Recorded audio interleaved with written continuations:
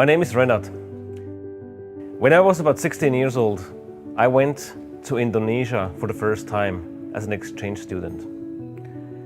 In Indonesia, I liked to ride my bicycle. But one day when I was riding my bicycle behind my house, I realized that the forest where I had always been cycling had been cut down and a shopping mall was constructed. I was frustrated. I asked, why did they have to do that? And I learned for the first time with 16 years that social, environmental and economic problems are linked.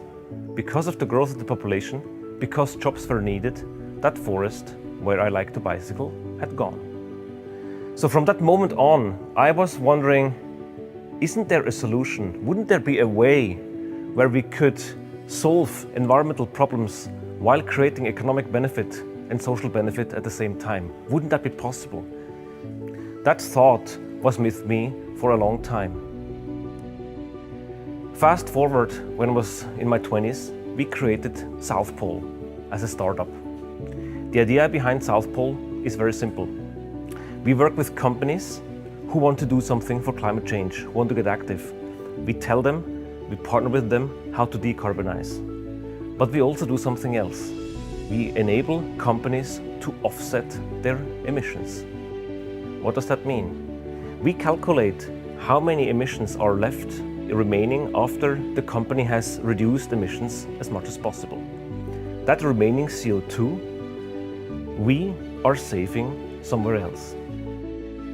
How does that work? We go back to countries like Indonesia and we find projects that reduce CO2 and at the same time create jobs. So we do exactly what was my dream already when I was 16. We solve environmental problems while creating jobs and creating economic growth. Now, I want to show you one concrete project that can be financed through carbon markets. Here in Bali, we are working with the company 0x and the University Udayana. In Bali, waste is a big problem. Plastic containers, organic waste, is often being thrown into the river, and there is no solution for it. 0x has now developed a measure where this waste is first converted into pellets. The waste is then put into this machine that you can see here. The pellets are heated up and a massive amount of energy is released. This energy can be used for different purposes, for steam, for power, or even for fuel cells. But that's not it. The waste that comes out, the sludge, can be used as well. Out of the sludge, we can produce two products. On the one side, these kind of bricks. You can use them for construction. Or, on the other side, biochar. You can use biochar as a fertilizer on the field. And the carbon in the bricks or in the biochar is captured.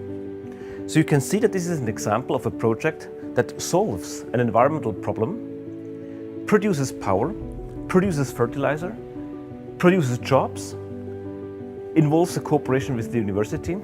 So I would say that this is an example of how that vision came into life. The vision of solving environmental problems while at the same time generating economic growth and social justice.